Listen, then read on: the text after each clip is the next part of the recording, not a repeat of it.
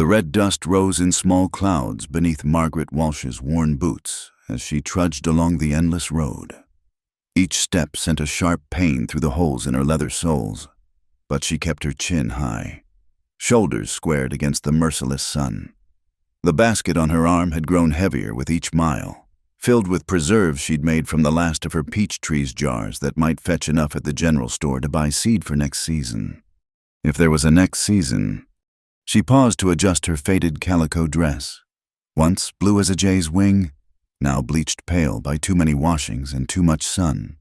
The fabric clung to her back, damp with sweat. 10 miles to town, 10 miles back, 20 miles total under the August heat, all for maybe $3 if Hutchinson was feeling generous. The sound came first, the steady clip of hooves on hard-packed earth. Margaret didn't turn. Plenty of folks rode this road, and none had reason to stop for a woman like her.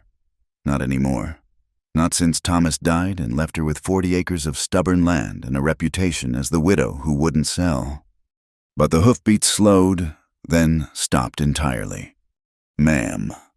The voice was low, rough as sandpaper, but not unkind. Margaret turned slowly, squinting against the sun. A man sat atop a dusty bay mare, his hat tilted forward to shade his face.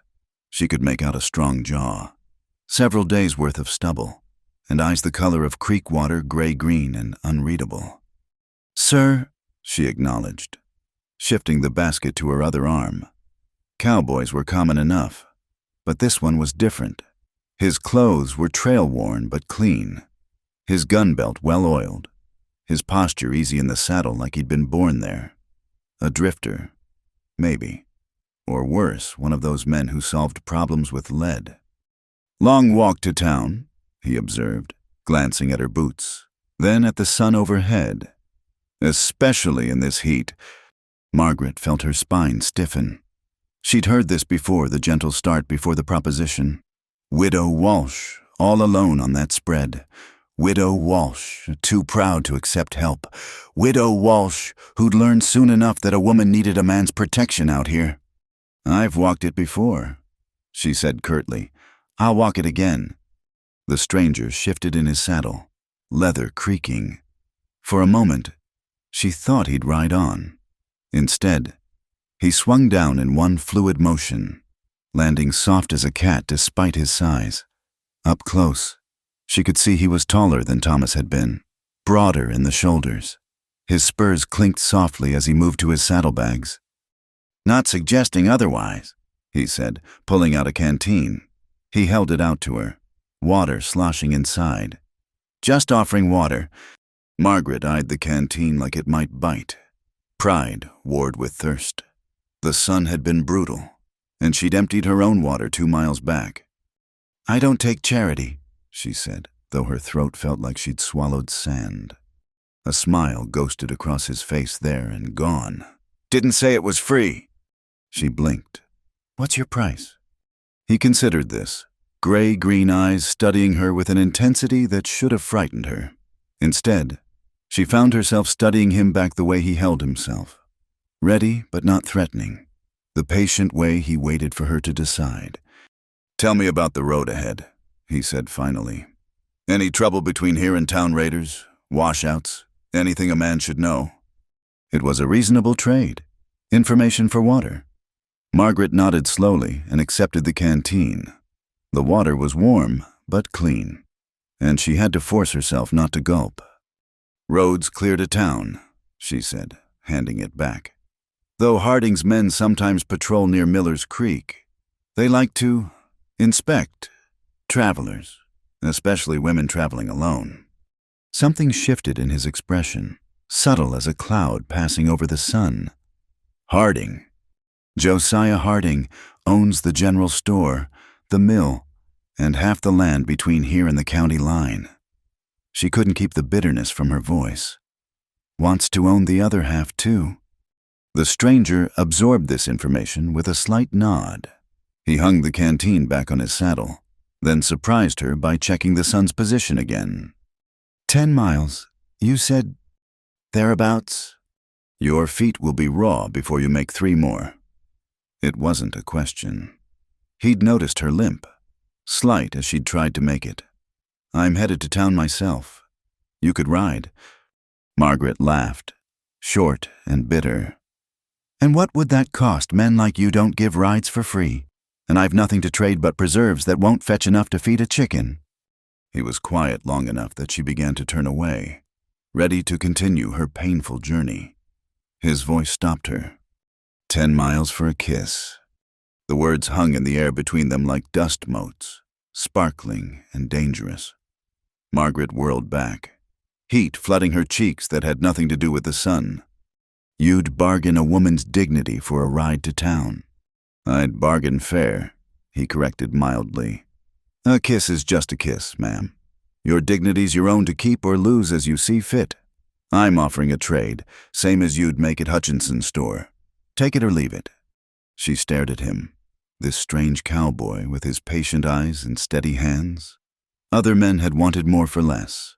Harding himself had offered to help with her mortgage, and his price had been clear in every lingering look, every casual touch when she came to town. "Why?" The word escaped before she could stop it. He shrugged, already turning back to his horse. "Maybe I'm curious what kind of woman walks 20 miles in worn boots rather than take an easy offer. Maybe I just don't like the thought of Harding's men finding you alone on the road. I can handle myself." "Never said you couldn't." He gathered the reins, preparing to mount. "Offer stands. 10 miles for a kiss. Your choice." Margaret looked down the long road ahead, shimmering with heat. Thought of her brother Samuel back home, coughing in his bed, needing medicine she couldn't afford. Thought of Harding's men at Miller's Creek, with their roving hands and whiskey breath. Thought of her pride, already battered by months of struggle. "One kiss," she said, the words like stones in her throat. "And you take me all the way to town, not a mile less." He turned back, and this time his smile reached his eyes. "Deal." She expected him to claim it then, to grab her like men did in the saloons, all hunger and haste. Instead, he simply held out his hand to help her mount. "Kiss comes at the end," he said, seeing her confusion. "After the 10 miles, fair's fair." Margaret stared at his extended hand, calloused, clean, steady. After a heartbeat, she took it, letting him help her up behind the saddle. The basket of preserves hung from the saddle horn as she settled awkwardly, unsure where to put her hands. "Name's Jake Morrison," he said over his shoulder. "Figure you should know who you're bargaining with." "Margaret Walsh." She hesitated, then added, "The widow Walsh, as folks say." "Well, Mrs. Walsh." Jake clicked his tongue, and the mare started forward at an easy walk. "Let's see about those 10 miles. As the horse moved beneath them, carrying her weight as easily as breathing, Margaret allowed herself one moment of relief. Her feet throbbed gratefully in their worn boots. The sun still blazed overhead, but the mare's movement created a small breeze. She'd made a bargain. 1 kiss for 10 miles? It seemed simple enough. But as they rode toward town, toward Harding's store and Harding's men, and all the weight of being a woman alone in hard country, Margaret couldn't shake the feeling that she'd agreed to more than just a kiss. Something in Jake Morrison's steady presence, in the way he'd offered water before the ride, in how he'd made the bargain feel like her choice. It all spoke of a man who played by different rules than most. The road stretched ahead, dusty and unforgiving, but for the first time in months, Margaret Walsh wasn't walking it alone. The mare's gait was smooth, but Margaret sat rigid as a fence post, careful not to let her body sway into Jake Morrison's back. Her hands gripped the saddle's cantle, knuckles white despite the ache in her fingers. The preserves clinked softly in their basket with each step. They'd covered 2 miles in silence when the first cluster of buildings appeared the Carlton spread, with its freshly painted barn and neat rows of corn. Mrs. Carlton stood in her doorway, broom frozen mid-sweep as she watched them pass. Margaret saw the exact moment recognition dawned on the woman's face, followed by something sharper than surprise. "Afternoon, Mrs. Carlton," Jake called out, touching his hat brim. The woman's gaze slid from him to Margaret, taking in her position on his horse, the proximity of their bodies. Her mouth pursed like she'd bitten into a green persimmon. She turned without a word and disappeared inside, though Margaret knew the curtains would be twitching. "Friend of yours?" Jake asked mildly. "She comes to church sometimes." Margaret kept her voice neutral, though shame heated her cheeks. By sunset, Mrs. Carlton would have told 3 neighbors, who'd tell 3 more. The widow Walsh, riding with a stranger, riding close enough to feel the heat through his shirt. They passed the Hendricks place, then the Turner farm. Each time, the pattern repeated recognition, judgment, the quick dart indoors to spread the news. Margaret's spine grew stiffer with each mile, her jaw clenched tight enough to crack teeth. "You can let me down here," she said as they approached Miller's Creek. "I'll walk the rest." Jake didn't slow the mare. Deal was 10 miles. "People are talking. Let them." His voice carried no heat, just quiet certainty. "Unless you're wanting to break our bargain." The challenge hung there, subtle but clear. Margaret thought of her worn boots, her aching feet, the 7 miles still ahead. Pride was a luxury she couldn't afford, not with Samuel needing medicine. "No," she said quietly. "I keep my word." "Good." Miller's Creek appeared ahead, a ribbon of brown water cutting through yellow grass. 3 men lounged in the shade of a cottonwood, passing a bottle between them. Margaret recognized them instantly, Harding's men, the ones who made inspections of travelers. Tom Brennan, with his pockmarked face and roving hands. The Coulter brothers, mean as rattlesnakes and twice as unpredictable. They straightened as the horse approached, Brennan stepping into the road with a grin that showed too many teeth. "Well, well, Jake Morrison. Ain't it heard you were drifting through?" His gaze slid to Margaret, and his grin widened. "Got yourself some company. I see, the widow Walsh, no less."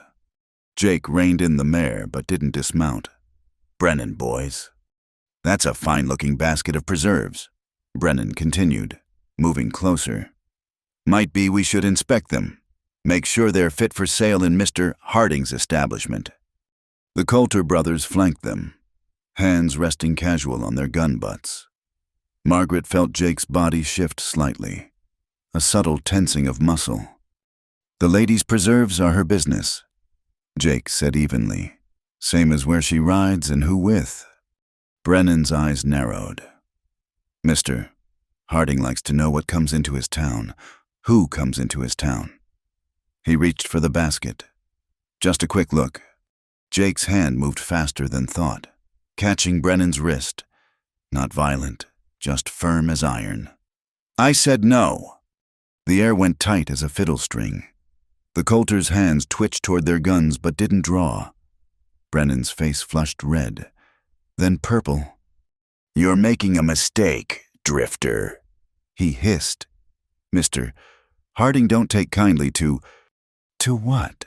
Jake's voice stayed soft, conversational.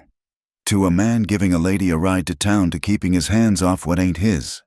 He released Brennan's wrist, slow and deliberate. "You boys run along and tell Harding whatever you like, but you'll do it without pawing through Mrs. Walsh's goods." The moment stretched taut. Margaret held her breath, aware of being the prize in some game she didn't fully understand. Finally, Brennan stepped back, rubbing his wrist. "This ain't over, Morrison." He spat in the dust. "And you, widow Walsh mister, Harding's been more than patient with you. That patience is wearing thin." Jake clicked his tongue, and the mare moved forward.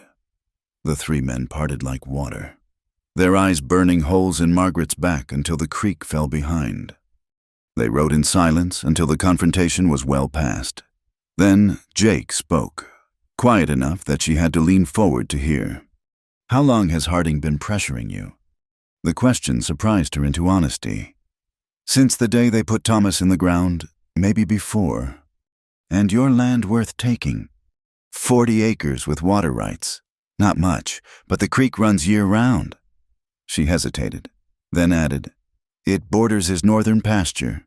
He's been buying up the valley piece by piece. Jake absorbed this with a thoughtful nod. They were climbing now, the road winding up through scattered juniper. The town sprawled below them, a collection of weather-beaten buildings clustered around Main Street like teeth in an old man's mouth. You could have let them look, Margaret said suddenly. The preserves, would have been easier. Could have, Jake agreed. But easy ain't always right. It was such a simple statement, delivered without righteousness or pride. Just fact, like saying water was wet. Margaret found herself studying his profile, the weathered lines around his eyes, the steady set of his jaw. She'd known men who talked about honor, who wore it like Sunday clothes. Jake Morrison just lived it, quiet as breathing. They entered town from the east, riding down Main Street as the afternoon sun slanted gold across false-fronted buildings. The general store squatted at the center, Harding and Company, painted in bold letters across its front. Groups of men stopped their conversations to stare. Women pulled their children closer. Margaret had never felt more visible, more judged. The widow Walsh, who wouldn't sell her land. The widow Walsh, who thought she was above taking a new husband. The widow Walsh, riding with a stranger like a common. Where do you need to go? Jake's voice cut through her spiraling thoughts. Hutchinson's first. He takes trade goods on consignment. She indicated a narrow building wedged between the barber and the land office. Then the doctor's. My brother needs medicine. Jake guided the mare to Hutchinson's hitching post. He dismounted first, then reached up to help her down. His hands were steady on her waist. Proper as church, but somehow more intimate than if he'd grabbed at her. Margaret's feet hit the ground, and she winced as her weight settled on her abused soles. I'll wait, he said, handing her the basket. You don't need to. 10 miles, he reminded her. We ain't there yet. She looked at him. This strange, steady man who'd faced down Harding's thugs without raising his voice, who'd offered her water before anything else, who made a scandalous bargain feel like a simple business transaction. Why are you doing this? She asked, needing to understand. Jake considered the question, his gray-green eyes thoughtful. Man sees someone walking a hard road. He can offer a ride or he can ride on by. I chose to offer. You chose to accept. Nothing more complicated than that. But it was complicated. Every stare, every whisper, every judgment made it complicated. Margaret clutched her basket and headed into Hutchinson's, aware of Jake settling against the hitching post to wait, casual as if he had all the time in the world. Inside the store, Hutchinson barely looked at her preserves before offering $2, less than usual, his eyes sliding away from hers. She knew why she'd ridden into town with a stranger. Her reputation, already tarnished by widowhood and stubbornness, had taken another blow. She took the money without argument. Medicine for Samuel mattered more than pride. The doctor's office was worse. Doctor. Garrett made her wait while he tended to phantom emergencies, his nurse shooting disapproving glances from behind her desk. When he finally saw her, his price for Samuel's medicine had somehow increased by 50 cents. Times are hard, he said, not meeting her eyes. Supplies are scarce.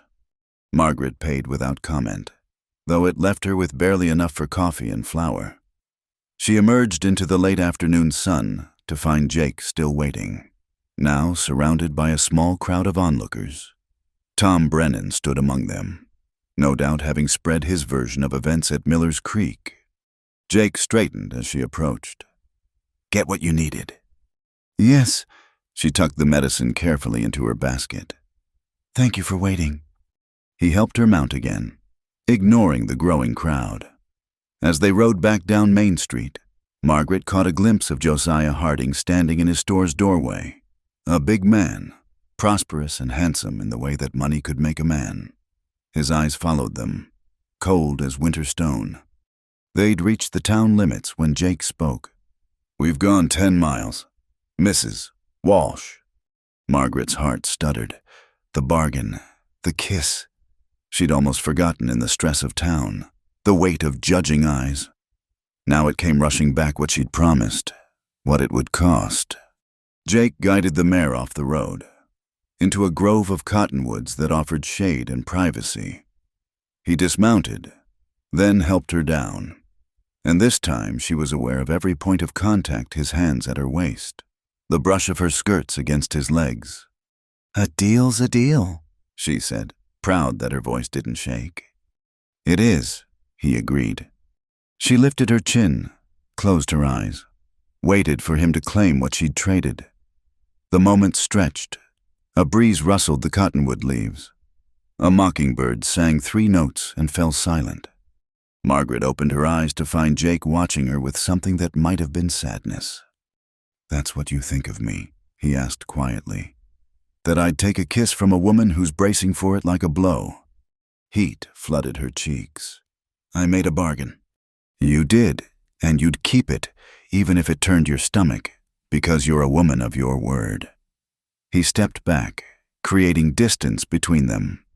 "But I'm not claiming it, not like this." Margaret stared at him, confused and somehow bereft. "But the deal?" "The deal was 10 miles for a kiss," Jake said. "I gave you the miles. You gave me what I wanted." "What you wanted?" "To see who you are, Margaret Walsh. To know you'd keep a bargain even when it cost you dear. Even when the whole town watched and judged." He gathered the mare's reins. "That's worth more than any kiss." He helped her mount one more time, and they rode the final stretch to where the road split, one fork leading to her ranch, the other to wherever men like Jake Morrison drifted. "This is far enough," Margaret said. "I can walk from here." This time he didn't argue. As she slid down from the mare, basket in hand, she found herself reluctant to see him go. This strange, steady man who'd turned a devil's bargain into something else entirely. "Thank you," she said simply. Jake touched his hat brim. "Take care, Mrs. Walsh, and watch yourself around Harding. Man like that doesn't like being told no." He turned the mare and rode away without looking back, leaving Margaret standing at the crossroads with her medicine, her dignity intact, and the memory of a kiss that never happened burning sweeter than any that had. 3 days passed before Josiah Harding came calling. Margaret heard the horses before she saw them too many for a social visit, too organized for drifters. She set down the butter churn and wiped her hands on her apron, checking that the shotgun was within reach behind the kitchen door. Samuel looked up from his whittling, a question in his fever-bright eyes. "Stay inside," she told him, then stepped onto the porch. 5 riders approached through the gate she'd been meaning to fix. Harding rode at the center on his black gelding, dressed in his town clothes despite the dust. His men flanked him, Tom Brennan on one side, the Coulter brothers and another hired gun filling out the group. They stopped just short of her porch, close enough to be intimidating, far enough to claim they were being civilized. "Mrs. Walsh." Harding touched his hat with a mockery of politeness. "Fine morning." "Mr. Harding." She kept her hands folded, though they itched for the shotgun. "What brings you to my property?" His smile was oil on water, slick and spreading. "Why, neighborly concern. I heard you had some trouble on the road the other day. My men tell me a drifter was handling you rather familiarly. Your men should mind their own business. But you are my business. Margaret." He leaned forward in his saddle, and she hated how he used her given name. Like he had the right. "This land borders mine. What happens here affects my interests." "This land is mine," she said evenly. "What happens here is my concern alone." Harding's smile thinned. "For now. But widow's work is hard. Isn't it all those repairs needed? That barn ready to fall down. Fences that won't mend themselves. And young Samuel there, I hear the boy's not getting any better." Margaret's jaw tightened at the mention of her brother. "We manage." "Do you?" Harding dismounted with practiced ease, his men staying mounted but watchful. He approached the porch, stopping just at the bottom step, close enough that she could smell his pomade, see the calculating glint in his pale eyes. "I could help with that. A woman like you shouldn't have to struggle so." "I'm not interested in your help." "You haven't heard my offer." He pulled a folded paper from his coat. $500 for the 40 acres. Cash money. More than enough to take Samuel somewhere with better doctors. Start fresh where people don't whisper about the widow Walsh and her compromised reputation. The insult hit like a slap, but Margaret held steady. "My husband paid $600 for this land, and that was 10 years ago. You're offering theft, not help." "Your husband's dead," Harding said bluntly. "And land's only worth what someone will pay. Who else is making offers? Margaret, who else would take on a property with so many complications?" He let his gaze travel over her, slow and possessive. Not the heated look of a man who wanted a woman, but the cold assessment of one who wanted to own her, break her pride like a horse to saddle. "I'm not selling." Harding refolded the paper with deliberate care. "You know, my men told me something interesting about that drifter, Jake Morrison. Isn't it a curious name for a curious man? Some say he used to ride with questionable company down in Texas. Others say he's got a reputation for leaving trouble in his wake." "I wouldn't know." "Wouldn't you?" His voice went silk soft, dangerous. "Because you seem to know him well enough to ride pressed against him for 10 miles, to make arrangements with him." Heat flooded Margaret's face, but she lifted her chin. "Nothing improper happened." "I'm sure that's what you'd say, but appearances matter. Don't they, a widow, already walking the edge of respectability, seen bargaining with drifters?" He shrugged. "Well, people draw their own conclusions." From inside came the sound of Samuel's coughing, harsh and wet. Margaret's hands clenched in her skirts. The medicine was helping, but not enough. He needed more care than she could provide, better food than she could afford. Harding knew it, used it like a knife between her ribs. "Think about it," Harding said, mounting his horse with the same practiced grace. "My offer stands for now, but patience is like water in drought country, it doesn't last forever." He turned his horse, then paused. "Oh, and Margaret, if that drifter shows his face around here again, I'll take it as an unfriendly act. Man protects what's his, after all." "This land isn't yours," she said through gritted teeth. "Not yet." His smile was all teeth, no warmth. "But everything in this valley becomes mine eventually. Just a matter of time and pressure." They rode off in a cloud of dust, leaving Margaret trembling with rage on her porch. She went inside to find Samuel attempting to stand, his thin frame shaking with effort. "I could have helped," he wheezed. "Could have stood with you." "Sit down before you fall down." She guided him back to his chair, heart aching at how light he'd become, like a bird built of hollow bones. At 17, he should have been strong as an ox, not weak as a newborn calf. "I handled it." "He won't stop. Maggie." Samuel used her childhood name, his eyes too knowing for his years. Men like that never stop pushing. "Then I'll push back." "With what?" He gestured weakly at their surroundings, the patched walls, the empty corners where they'd sold furniture piece by piece. "We're down to nothing but pride. And pride doesn't buy ammunition or medicine." Margaret didn't answer because he was right. She went back to her churning, arms working the dasher with violent energy. But her mind kept circling back to Harding's visit, his threats wrapped in concern, his casual mention of Jake Morrison. The drifter had ridden away 3 days ago, but his shadow lingered. In town, the whispers followed her like tumbleweeds. The widow Walsh and her cowboy, the deals made on horseback, the compromises of desperate women. That night, she sat by Samuel's bedside, listening to his labored breathing. The medicine bottle was already half empty. At this rate, she'd need more within the week. and her preserves hadn't sold well enough to cover it. Hutchinson had made that clear. Her goods were tainted now by association. She thought about Harding's offer. $500 would take them far from here, maybe to California, where the air was supposed to be good for consumption, where nobody knew the widow Walsh or cared who she'd ridden with. But this land held Thomas's sweat, his dreams, his grave on the hill beneath the oak tree. Leaving felt like betrayal. Selling to Harding felt worse. A sound outside made her stiffen horses again, but moving quiet. She reached for the shotgun, checked the load, then slipped to the window. Moonlight showed a single rider approaching slow, hands visible and empty. Jake Morrison.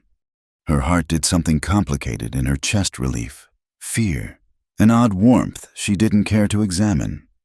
She stepped onto the porch, shotgun lowered but ready. "Evening, Mrs. Walsh." He stopped well back from the house, making no move to dismount. "Sorry for the late hour. Mr. Harding said you weren't welcome here." "Harding says a lot of things." Jake's voice carried dry amusement. "Doesn't make them true." "What do you want?" "Heard he paid you a visit today. Wanted to make sure you were all right." The simple concern in his voice nearly undid her. Margaret set the shotgun aside, suddenly tired beyond measure. "I'm fine." "You're a terrible liar." He swung down from the mare, still keeping his distance. "Also heard your preserves aren't selling like they should, that your brother needs more medicine than you can afford." "You hear a lot for a drifter." "I listen. It's a useful habit." He reached into his saddlebag, pulled out a small leather pouch. "This might help." He tossed it to her. It landed heavy in her hands, coins clinking inside. Margaret's pride flared hot and immediate. "I don't take charity." "It's not charity."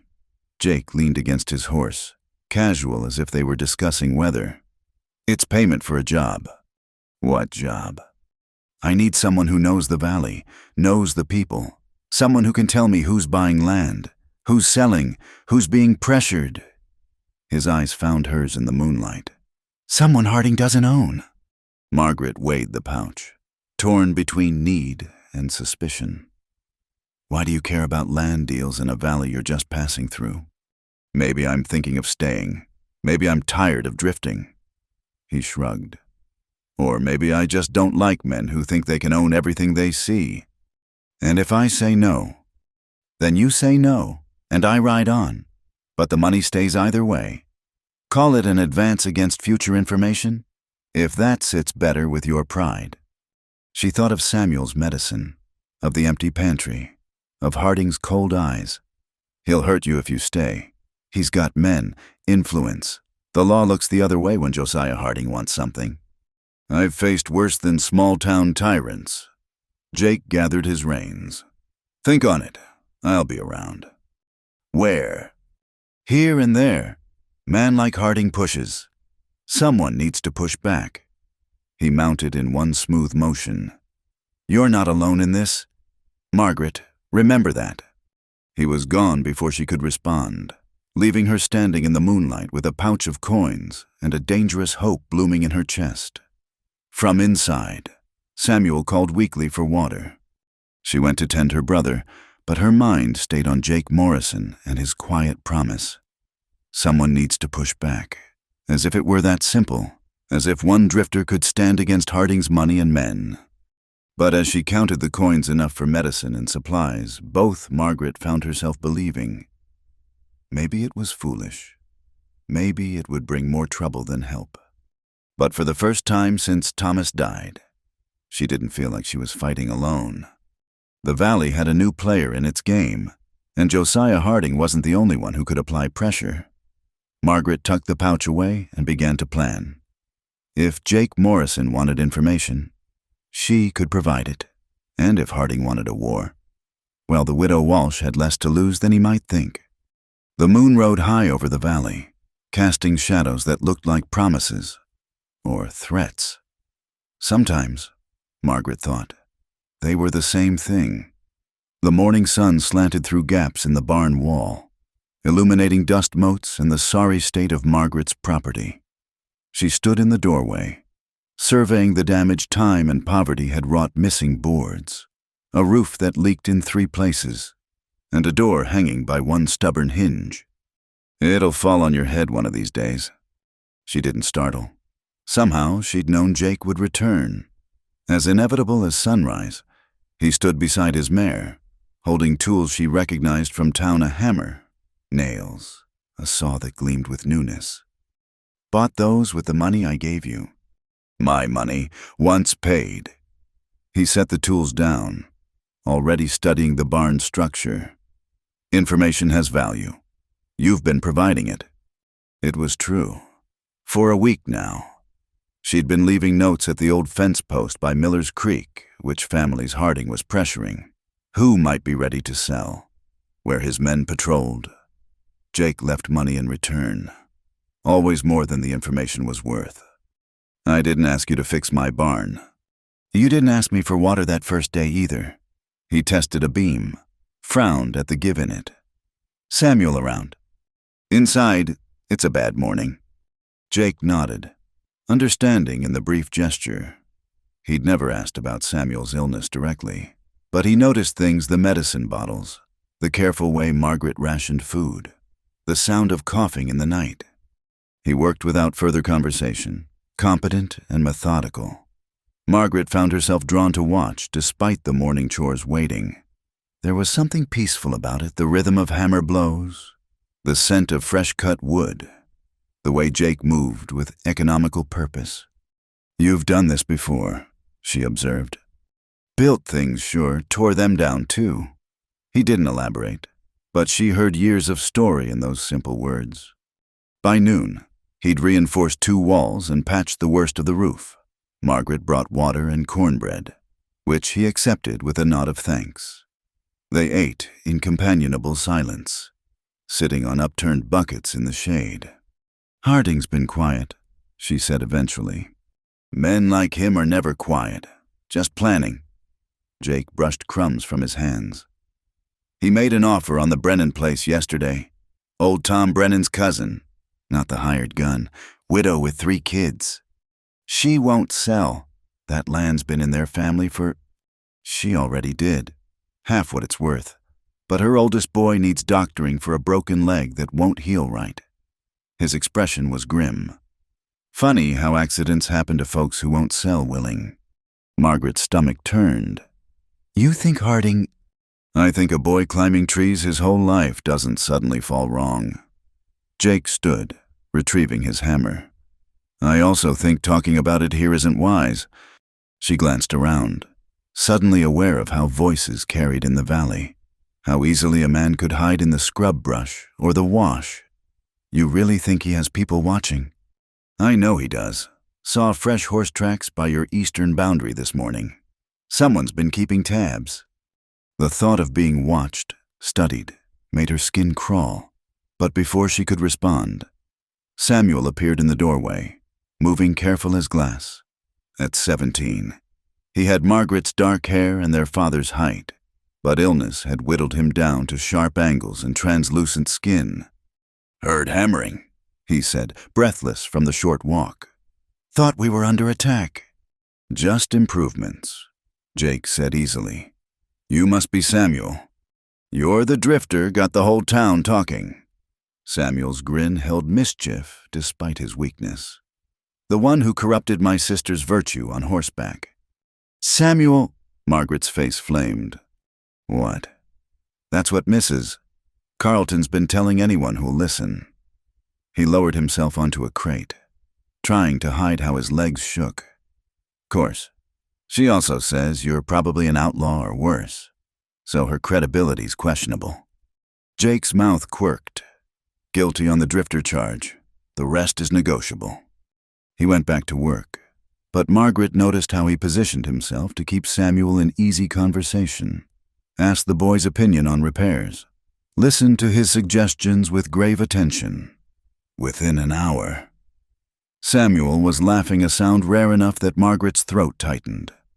"You know about horses?" Samuel asked, watching Jake adjust the stall doors. "Some," I used to ride before.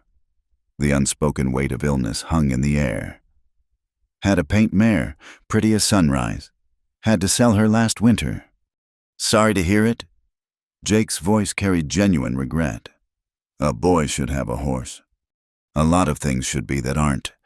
Samuel's pragmatism was hard-earned, older than his years. But Maggie does her best, works herself to the bone keeping us afloat. Samuel, hush. Margaret didn't want Jake's pity, didn't want him seeing how far they'd fallen. It's truth. Her brother's chin lifted with stubborn Walsh pride. And I'm tired of watching you pretend different. We need help, Maggie, even if it comes from a corrupting drifter. Jake chuckled at that, a warm sound that transformed his weathered features. Your brother's got sand, Mrs. Walsh. Too much for his own good. But she smiled despite herself. The afternoon wore on, marked by steady progress and easy conversation.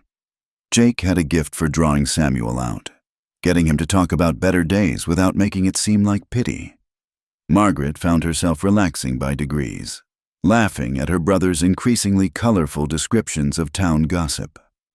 And then Reverend Mills said that dancing leads to moral decay, which made his wife remind everyone how they met at a harvest dance, and his face went red as a beet.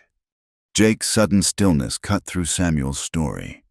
He set down his hammer, head tilted like a hunting dog scenting game. Inside, both of you, now. The command in his voice brooked no argument. Margaret helped Samuel to his feet, half carrying him toward the house. Behind them, Jake moved to the barn door, hand resting casual on his gun butt. They'd barely reached the porch when riders appeared, 6 this time, Harding at the lead. His black gelding pranced and sidled, picking up its rider's agitation. Tom Brennan rode beside him, sporting a split lip that hadn't been there yesterday. Morrison. Harding didn't bother with pleasantries. Heard you were trespassing on the widow Walsh's property. Heard wrong. Jake stepped out of the barn, tools in plain sight. I'm working. Man's got a right to work. Not here. Not on her land. Harding's pale eyes flicked to the house, found Margaret watching from the window. Mrs. Walsh can't afford hired help. Sure she can. She's paying in information. Jake's smile held edges. Surprising what folks will tell a sympathetic ear. Who's selling? Who's buying? Who's using creative persuasion? The accusation hung in the air like smoke. Harding's jaw worked, but he kept his voice level. You're playing a dangerous game. Drifter, no game. Just honest work for honest pay. Jake set the hammer on a sawbuck. Movements deliberate. Course, if you're worried about what folks are saying, might be you should examine why. I'm worried about strangers stirring up trouble where none existed. None existed. Jake's eyebrows rose. That why the Brennan boys' leg broke so convenient? Why the Turner well went bad right after they refused your offer? Why widow women get visits from 5 armed men? Tom Brennan's hand dropped to his gun. You calling Mr. Harding a liar? I'm calling things what they are. Jake's stance stayed relaxed, but Margaret saw the readiness in it. Question is, what are you planning to do about it? The moment stretched taut. 6 armed men against 1. The odds were clear. The outcome inevitable if violence broke. But something in Jake's calm seemed to give them pause. A suggestion that the first man to draw might not live to see his gun clear leather. Harding raised a hand, and Brennan reluctantly eased back. You've been warned, Morrison. Next time I find you here, we'll settle this permanent. Looking forward to it. Jake touched his hat brim, polite as Sunday service. Give my regards to the Brennan widow. Tell her there's folks who'll help if she wants to contest that sale. Harding's face darkened, but he wheeled his horse without another word. The others followed, though Tom Brennan looked back with a promise of violence in his eyes. Jake waited until they were gone, then carefully set down the hammer he'd been holding.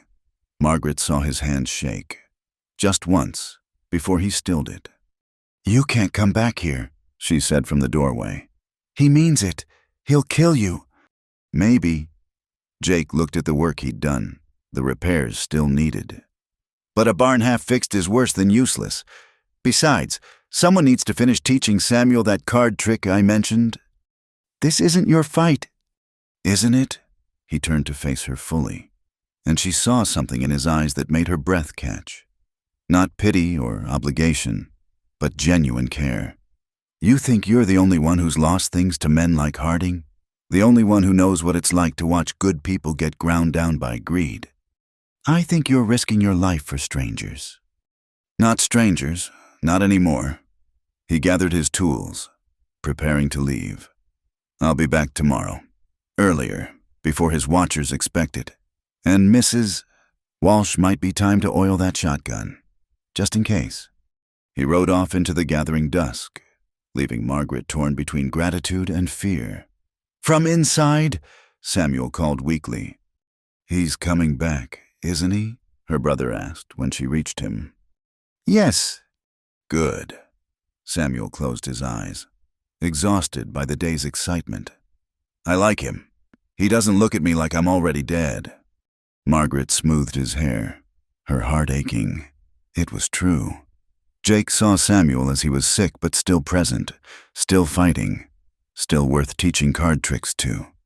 That night, she oiled the shotgun as Jake had suggested, and in the morning, she rose before dawn to watch the eastern approach. When Jake appeared with the first light, tools in hand and that steady purpose in his movements, something in her chest eased. The barn needed fixing, Samuel needed distraction, and maybe, just maybe, she needed to believe that some fights could still be won. Harding had made his threats, but Jake Morrison kept his promises. In a land where both could kill you, Margaret was learning which one to put her faith in. The evening had settled soft as wool over the valley when it happened. Not during the heat of day when threats flew like bullets, but in that gentle hour when the sky painted itself purple and gold. Margaret stood at the well, hauling up water for the evening meal, her muscles aching from a day of mending fences alongside Jake. He'd been different these past days, quieter. The easy banter with Samuel continued, but she caught him watching the horizon, hand never far from his gun. The pressure was building like storm clouds, and they all felt it. "Let me." Jake appeared beside her, taking the rope from her hands. Their fingers brushed in the transfer, and neither pulled away quick as they might have a week ago. "I can manage," she said, "but without heat." "I know you can." He hauled the bucket up with easy strength. "Question is whether you always have to—" It was the closest he'd come to speaking about whatever was growing between them, this careful dance of glances and almost touches, of words that meant more than their surface. Margaret took the bucket, their hands meeting again on the handle. This time, she was the one who lingered, studying his face in the dying light. The lines around his eyes had deepened with concern, and she had the foolish urge to smooth them away. "Jake, I know Harding's planning something," he said quietly.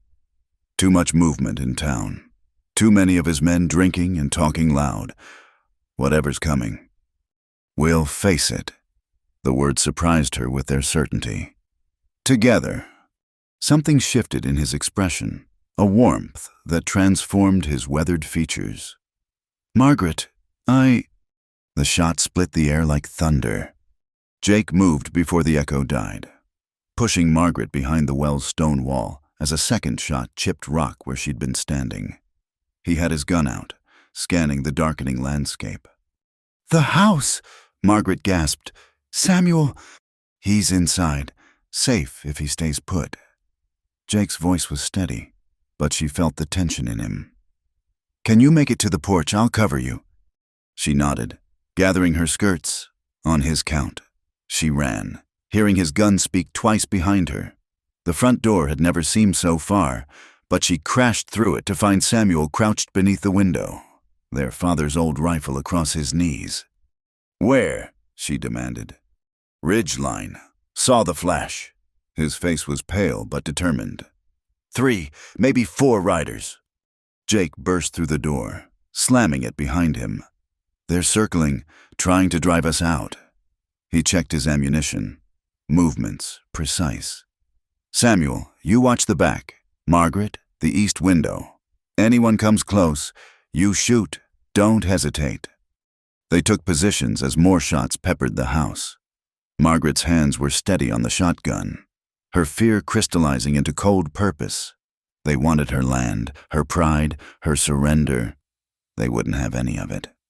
Time stretched like molten glass. A shadow moved near the barn, and Margaret fired. Heard a curse and the scramble of retreat. Jake's rifle cracked steady as a clock, keeping the riders at bay. Even Samuel managed a shot that sent someone diving for cover. Then, sudden as it started, the firing stopped. Margaret Walsh, Harding's voice carried across the yard, oily with false reason. This doesn't have to continue. Send Morrison out, and we'll withdraw. This is between him and me. Jake snorted. Man doesn't even have the courage for a straight fight. I won't send you out there, Margaret said fiercely. Wasn't planning on going.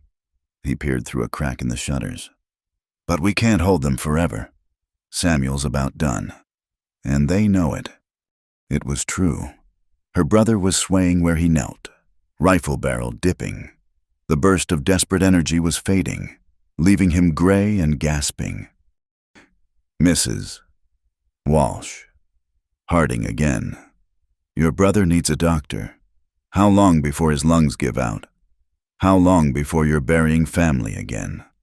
The words hit like physical blows. Margaret's hands tightened on the shotgun until her knuckles went white. Don't listen, Jake said quietly. He's trying to break you. 1 minute to decide, Harding called. Then we come in shooting. How many bullets can a sick boy stop? Margaret looked at Samuel, at Jake, at the home she'd fought so hard to keep. The arithmetic was brutal, 3 lives against 1 piece of land. But the land was all they had. And surrendering to Harding meant losing everything anyway. Just slower. Go to hell, Harding, she shouted back. This is my land, my home. You want it. You'll pay in blood. Silence greeted her words. Then Jake chuckled, low and admiring. That's my girl. The endearment slipped out natural as breathing. Margaret turned to him, a dozen responses on her tongue, when Samuel made a sound, half laugh, half cough. About time, the boy wheezed. Been watching you two dance around each other for days? He slumped against the wall, rifle slipping. Least now I know Maggie won't be alone when... Hush! Margaret knelt beside him, checking his forehead. Too hot, always too hot. Save your strength. For what? Samuel's smile was heartbreaking in its acceptance. We all know how this story ends. No. Jake's voice cut sharp. We know how Harding wants it to end. That's different. He moved to the front window, studying the darkness. They're regrouping. Question is... The night erupted again, but this time from a different direction. New gunfire, shouts of confusion, the thunder of horses. Margaret heard Harding cursing, Brennan calling orders that went unheeded. What's happening? She pressed against the window, trying to see. Jake's grin was fierce. Reinforcements. Through the chaos came new voices, the Turner brothers, the Hendricks men, even Hutchinson from the general store. Neighbors who'd stayed silent, who'd bent to Harding's will, now pushing back. Harding. That was Ben Turner, whose well had gone bad. You've pushed too far, threatening women and sick boys. That ain't the Valley way. The shooting continued, but moving away now. Harding's men retreating under unexpected pressure. Margaret heard horses fleeing, curses fading into distance. Then, gradually, quiet. Mrs. Walsh. A tentative call from the yard. It's Hutchinson. You folks all right in there? Jake nodded to Margaret. She cracked the door. Shotgun ready. A dozen men stood in her yard. Some she'd known for years. Others just faces from town. They looked embarrassed but determined. "We should have come sooner," Hutchinson said, hat in his hands. "Should have stood up when he first started his games. But when word came he was moving against you tonight, with guns and threats." He shrugged. "Man's got to draw a line somewhere." "Where is he?" Jake asked, joining them on the porch. "Lit out for town with what men would follow. Brennan took a bullet in the shoulder, not fatal. More's the pity." Ben Turner spat in the dust. "He'll be back, though men like Harding don't give up easy." "Neither do we," Margaret said quietly. "Not anymore." The men dispersed after promises to stay watchful, to stand together if Harding tried again. Margaret found herself alone with Jake on the porch, Samuel sleeping fitfully inside. "Thank you," she said simply. "For what?" "For being here, for standing with us, for—" She stopped, words tangling. "How did you thank someone for giving you hope, for making you remember you were more than just a struggling widow?" "Margaret." He turned to her, and in the moonlight she saw everything he'd been careful not to show: the care, the want, the growing connection neither had expected. "That kiss you owe me."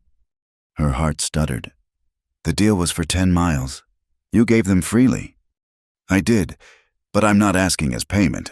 He stepped closer, giving her time to retreat.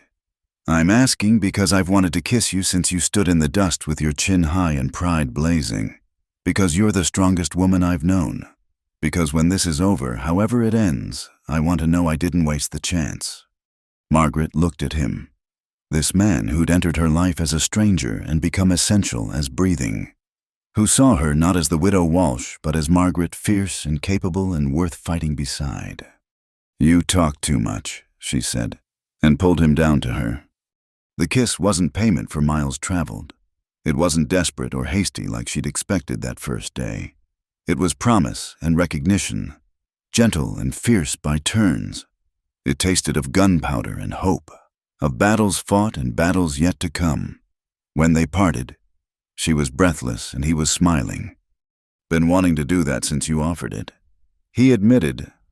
"Been wanting you to since you refused it," she replied, surprising herself with the honesty. They stood there in the moonlight, foreheads touching, breathing the same air.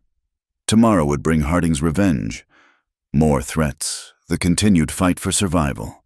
But tonight, in this moment, Margaret Walsh wasn't alone. She had her brother, her neighbor's support, and a steady man who kissed like promise and fought like fury. "Stay," she said quietly. Not for protection, not for the barn or the threats, but because she wanted him there when the sun rose, wanted to face whatever came with him beside her. "Try and move me," Jake replied, and kissed her again. Inside, Samuel coughed and shifted in his sleep. Outside, coyotes called across the valley.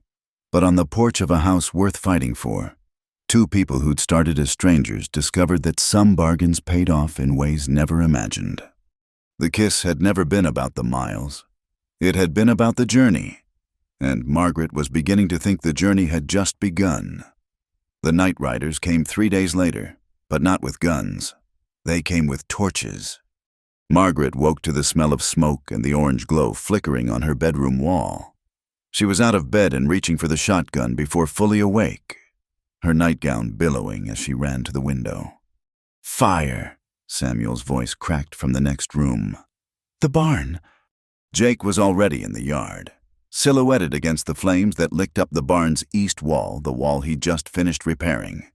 He was working the pump furiously, but the single stream of water was like spitting at the sun. Margaret grabbed her dress, pulling it over her nightgown as she ran.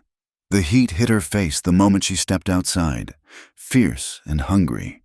The horses were screaming in their stalls. "Get them out," Jake shouted, abandoning the pump.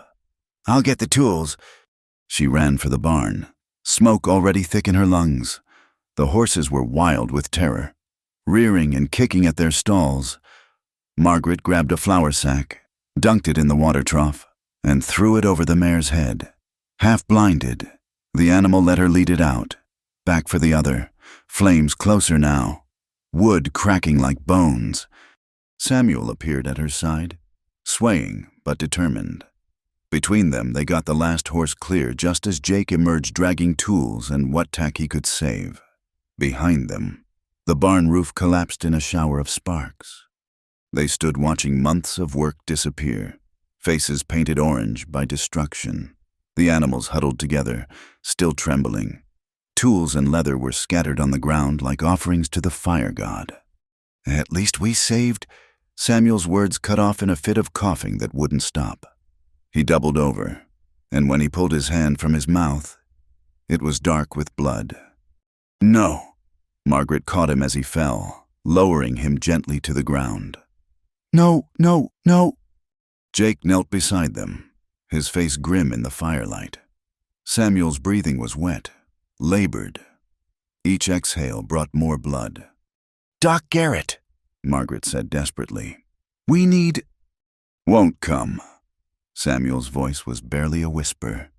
"Not for us, not now." He was right. After the showdown with Harding, they were pariahs. The neighbors who'd stood with them had been threatened too. Ben Turner's oldest son had been beaten.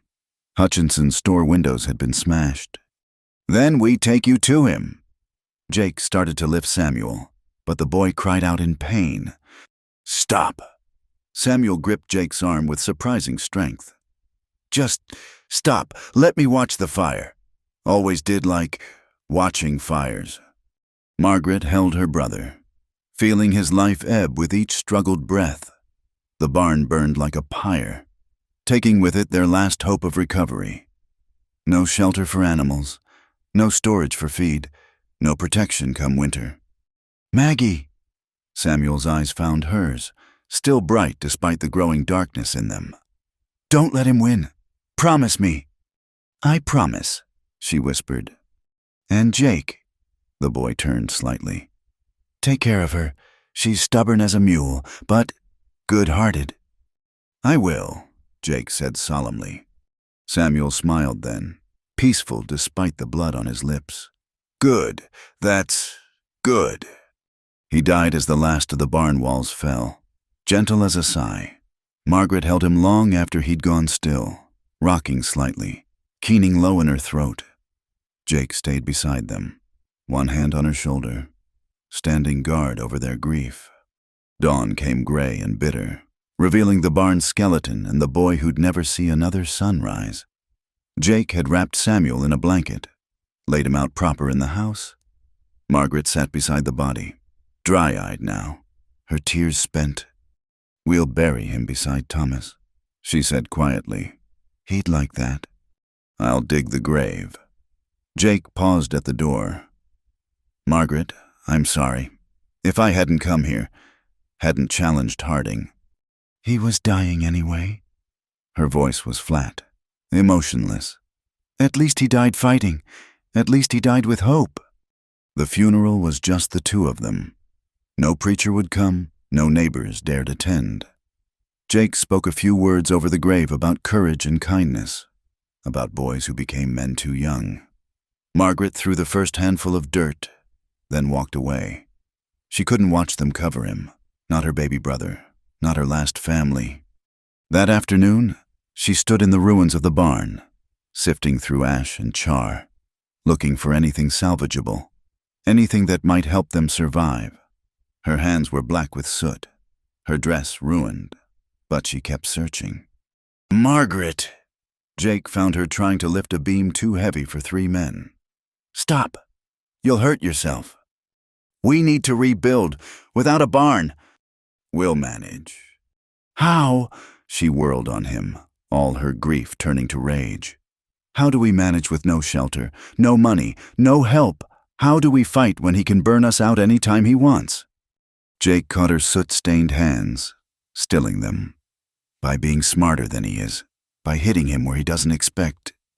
He owns everything, the store, the mill, the law, but not the people, not all of them. Jake's eyes were intense, calculating. "The neighbors came once. They'll come again if we give them reason. If we show them Harding can be beaten.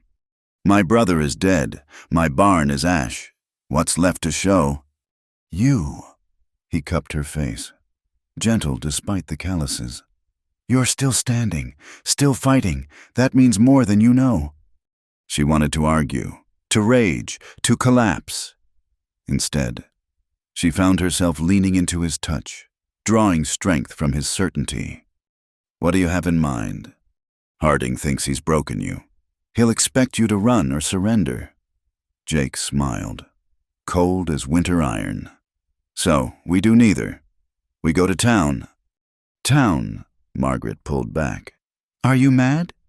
"Maybe, but hiding here just makes us easy targets." He gestured at the ruined barn.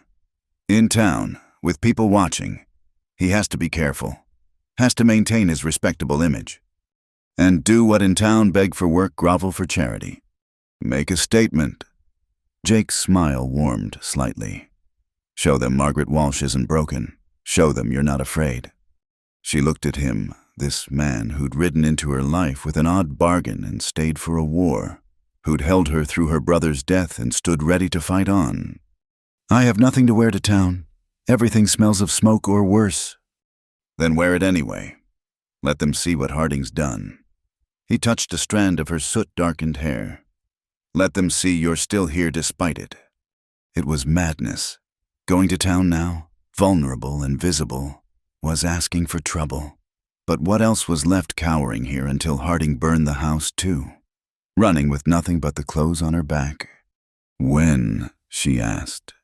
"Now, while the ashes are still warm, while your brother's grave is still fresh." His expression was fierce. "While the anger's hot enough to carry you through." Margaret looked at the ruins of her barn, at the house that might be next, at the 2 graves on the hill. Then she nodded. "I'll get my shawl, the one without holes." An hour later, they rode toward town on the surviving horses. Margaret wore her smoke-stained dress like armor, her chin high despite everything.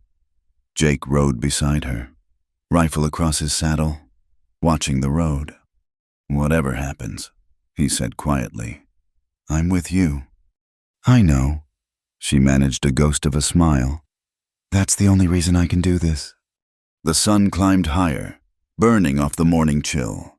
Behind them, smoke still rose from the barn's corpse. Ahead, the town waited with its whispers and judgments. But Margaret Walsh rode toward it anyway, because her brother had asked her not to let Harding win. She'd keep that promise if it killed her, and with Jake Morrison beside her, steady as stone and twice as hard, she was beginning to think it might not. The real fight was just beginning. But this time, she wouldn't fight from the shadows. This time, all of Cedar Ridge would see what Josiah Harding had started and what Margaret Walsh intended to finish. Main Street was bustling with its usual Saturday commerce when Margaret and Jake rode in. Wagons lined the thoroughfare, families in town for supplies and gossip. The moment they appeared, a hush fell like a blanket over snow. Margaret kept her eyes forward, aware of every stare, every whispered comment.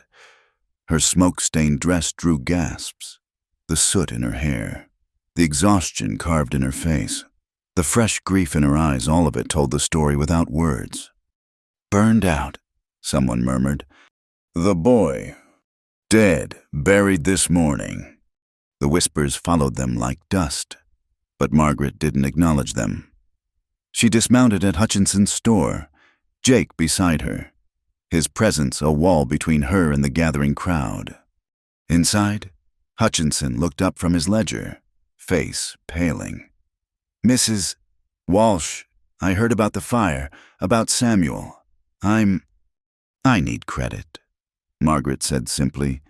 "Enough for basic supplies. I'll repay when I can."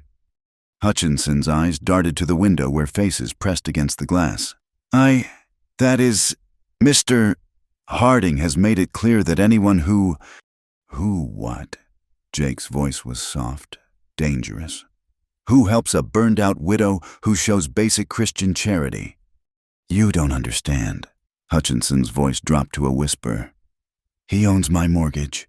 One word from him and I lose everything." "You've already lost everything," Margaret said quietly. your self-respect, your decency, your soul, if you ever had one. She turned to leave, but Hutchinson's hand shot out, catching her sleeve. "Wait!" He glanced around, then reached under the counter, pulling out a small sack. "Take this, but you didn't get it here." The sack held flour, salt, a few other essentials. Not much, but enough for a week. Margaret nodded her thanks and left, Jake watching their backs. Outside, the crowd had grown. Among the faces, she saw sympathy, curiosity, and something else, shame. These people had let Harding rule through fear, had turned away when neighbors needed help. Now they saw the cost written in smoke and sorrow on Margaret Walsh's face. "Mrs. Walsh." The voice made her freeze. Josiah Harding stood on the boardwalk outside his establishment, dressed in his Sunday best despite it being Saturday. He looked prosperous, respectable, everything she wasn't. "My condolences on your losses," he said, loud enough for all to hear. "Such tragedies. First your husband, now your brother, and that terrible accident." "Murder," Margaret said clearly. "Not accident, murder!" Gasps rippled through the crowd. Harding's expression didn't change, but his eyes went cold as river stones. "That's a serious accusation. Mrs. Walsh, one might think grief has affected your judgment." He stepped closer, voice dropping but still audible to those nearest. "A woman in your position should be careful about spreading lies. The only lie here is you pretending to be a man when you're nothing but a coward who burns out widows and kills boys." The slap of her words was almost physical. Harding's face darkened, and for a moment she thought he might strike her there in the street. Then Jake shifted slightly, hand casual on his gun, and Harding remembered where they were. "You're distraught," he said, voice silk over steel. "Understandable, given your circumstances, but slander has consequences. Mrs. Walsh, legal consequences." "Sue me," Margaret laughed, bitter and wild. "What will you take, my burned barn? My dead brother? Oh, wait, you already took those." The crowd pressed closer, hungry for drama. But something had changed in their faces. Where before they'd shown only curiosity, now she saw doubt, discomfort. Harding's smooth words couldn't quite cover the raw truth of her pain. "Perhaps we should discuss this privately," Harding suggested. "I'm sure we can come to an arrangement." "No." The word cracked like a whip. Margaret stepped forward, and Harding actually stepped back. "No arrangements, no deals, no surrenders." She raised her voice, addressing the crowd as much as him. "Josiah Harding burned my barn. His threats killed my brother as sure as the consumption. He wants my land, and he'll destroy anyone who stands in his way." "Prove it," Harding snarled, mask slipping. "You have no evidence, no witnesses." "I have this." She spread her arms, displaying her soot-stained dress, her grief-hollowed face. "I have a grave so fresh the dirt hasn't settled. I have neighbors too frightened to help a dying boy." Her voice rose, carrying to every ear. "I have the truth, and all your money can't buy that away."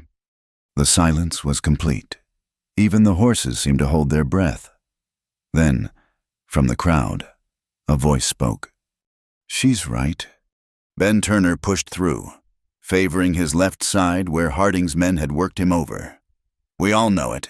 Been knowing it. Just been too scared to say." "Turner," Harding's voice held warning. "Think carefully." "I'm done thinking." Ben spat in the dust. "Done being scared. You burned the widow Walsh out. You poisoned my well. You've squeezed this town dry, and we let you because we were cowards." "Not cowards," another voice added. Mrs. Carlton, of all people, stepped forward. "Careful, trying to protect our families. But careful's just another word for afraid, isn't it?" More voices joined in. Stories of pressure, threats, accidents that weren't accidents. The crowd's mood shifted like wind changing direction, fear transforming into anger. Harding's hand moved toward his coat, where Margaret knew he kept a derringer. But Jake was already moving, stepping between them with that easy grace that preceded violence. "I wouldn't," Jake said mildly. "Not unless you want to add murder in broad daylight to your sins." "You can't prove anything," Harding said, but his voice had lost its power. "None of you can prove." "Don't need to prove it in court," Margaret said. "Just need to prove it here.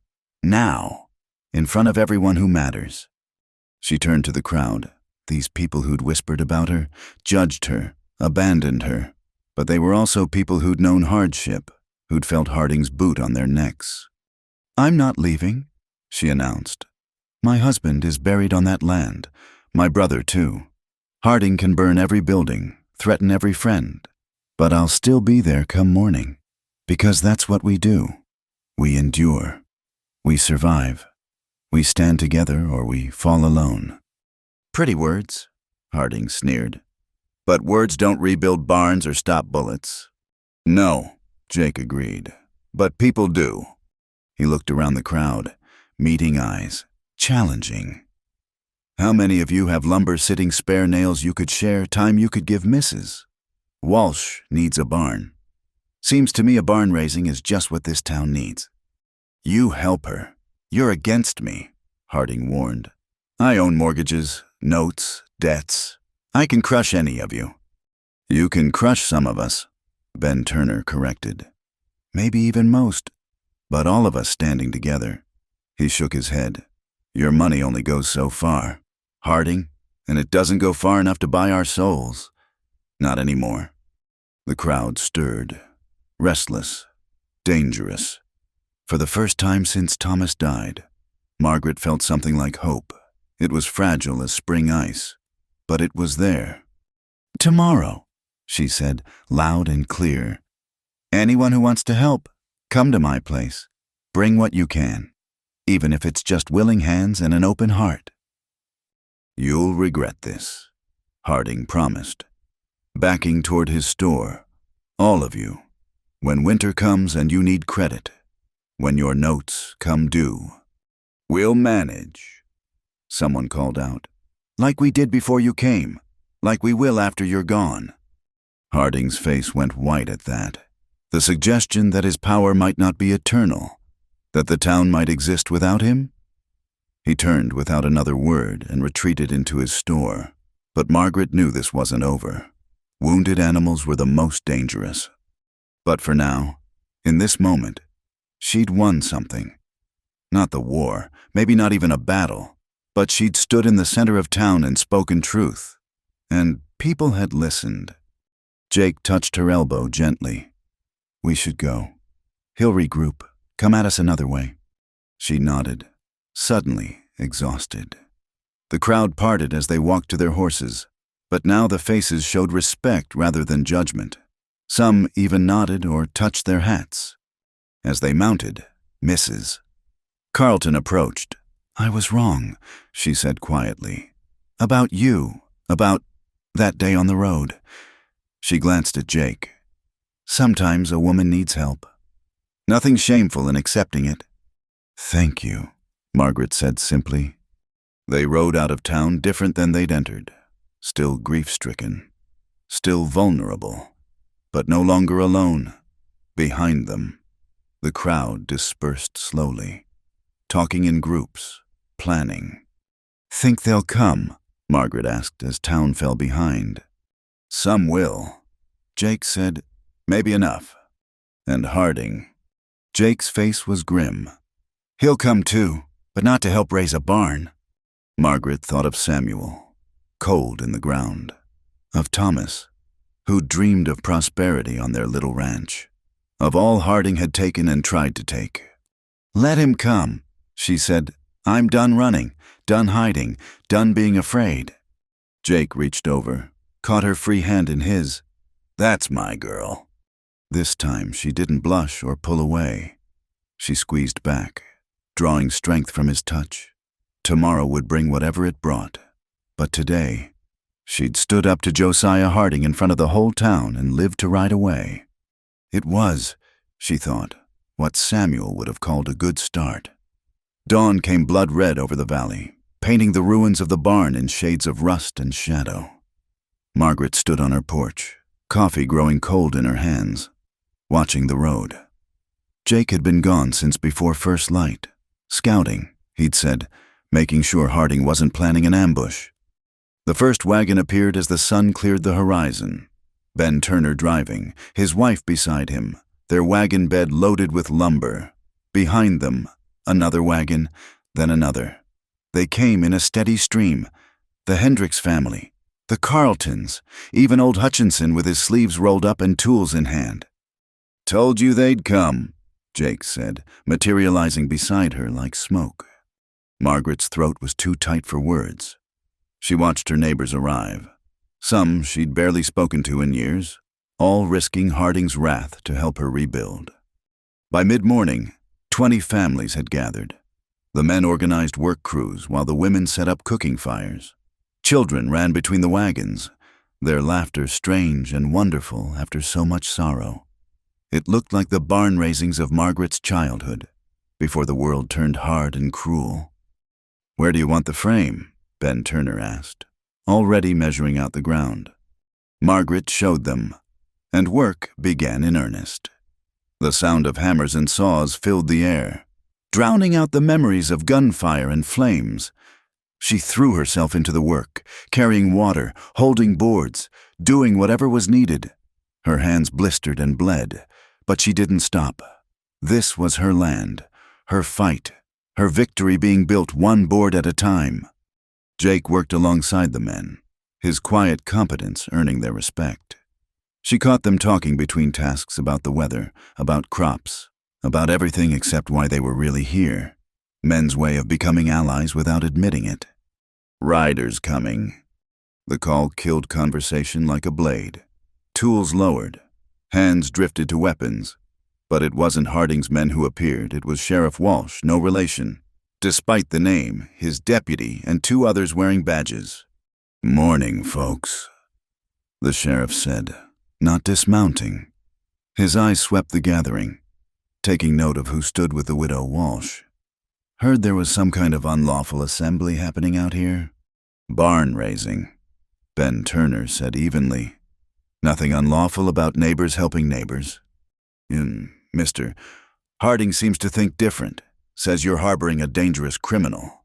The sheriff's gaze found Jake. "You'd be Morrison." "I would." "Got a complaint, says you threaten Mr. Harding. Assault, intimidation, disturbing the peace." He pulled out a folded paper. "Got a warrant here for your arrest." The crowd stirred, angry murmurs rising. Jake stepped forward, but Margaret was faster. "On what evidence?" she demanded. "Mister, Harding's sworn statement. That's evidence enough." "The word of a man who burns barns and threatens widows." Margaret laughed, bitter as alkali water. "That's what passes for justice in Cedar Ridge."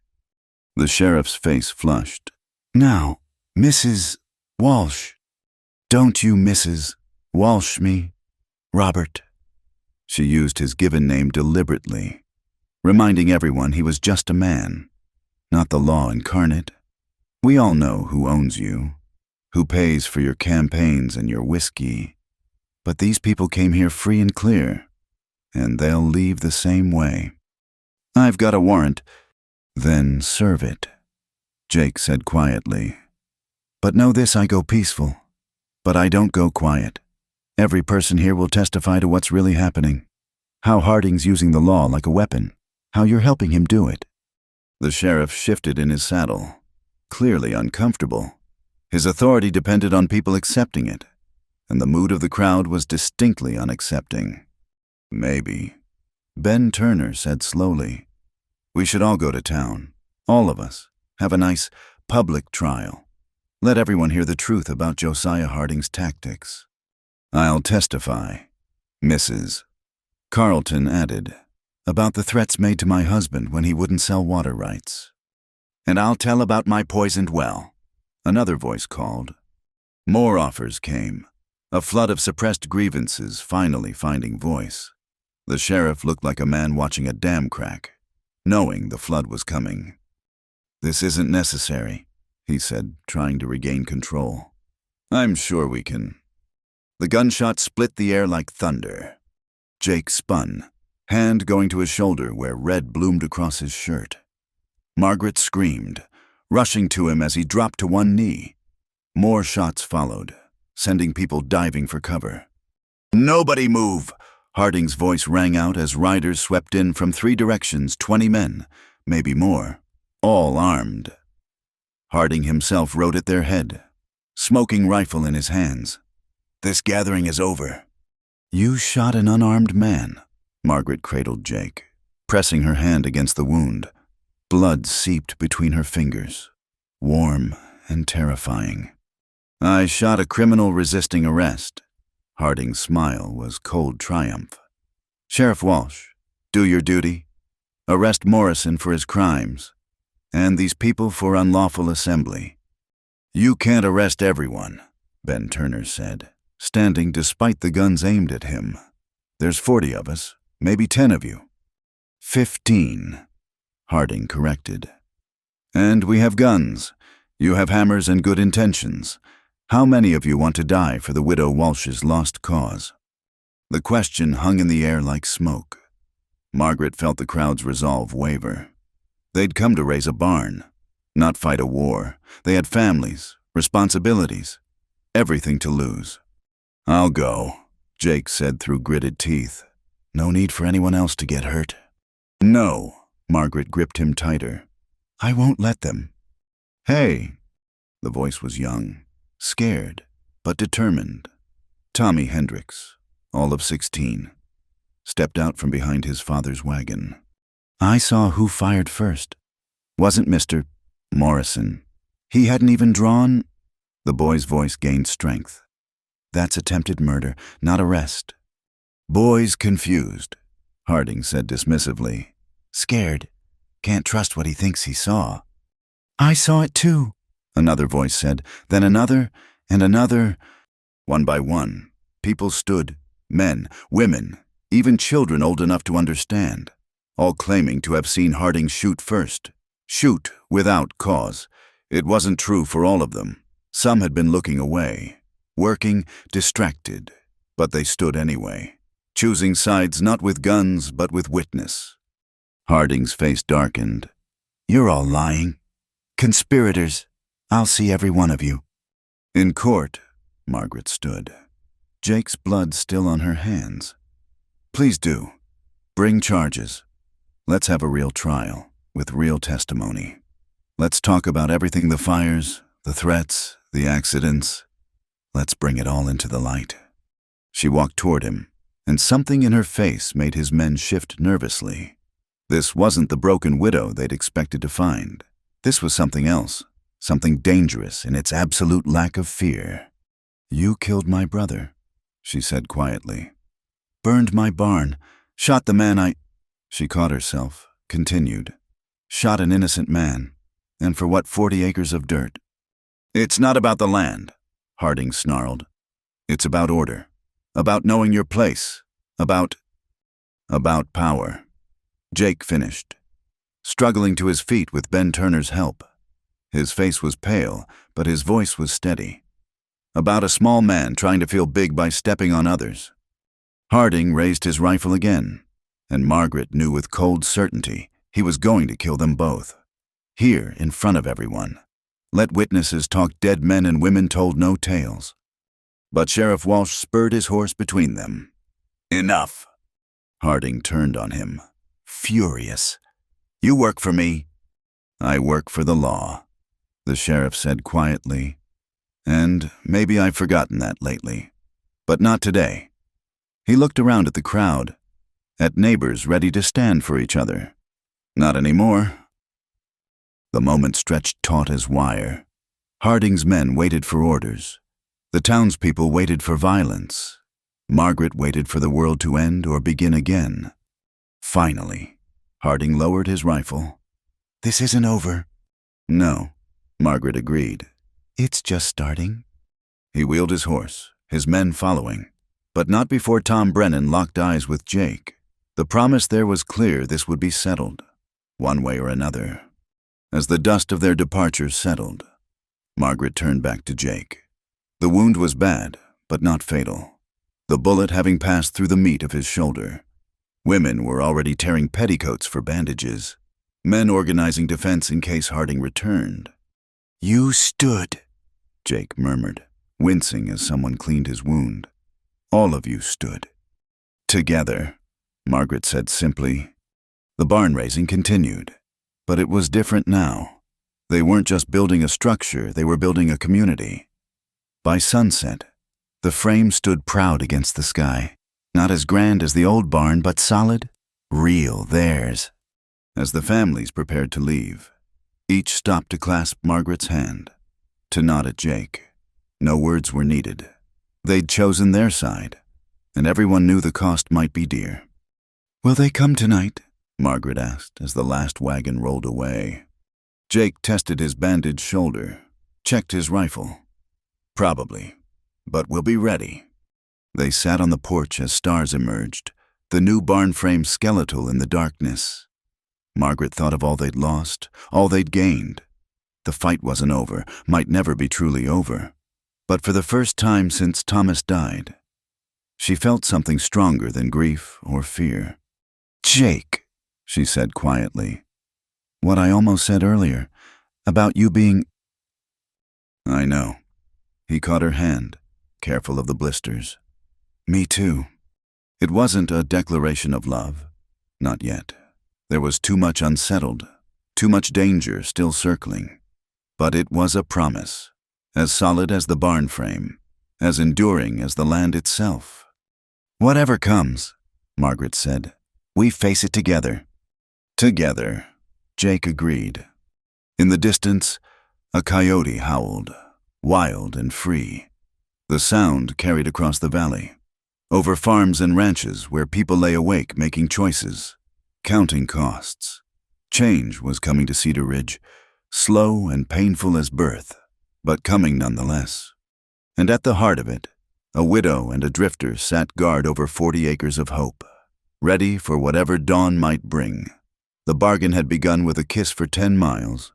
It would end with something neither had expected: a love forged in fire, a community forged in courage, and a future worth every sacrifice to claim. The stars wheeled overhead, indifferent and eternal, but below them, human hearts beat with purpose, and that made all the difference. Thank you for listening to this Wild West love story. Where are you enjoying this tale from? Please subscribe to From Wild West channel and share your thoughts. I'd love to hear what you think about Margaret and Jake's journey.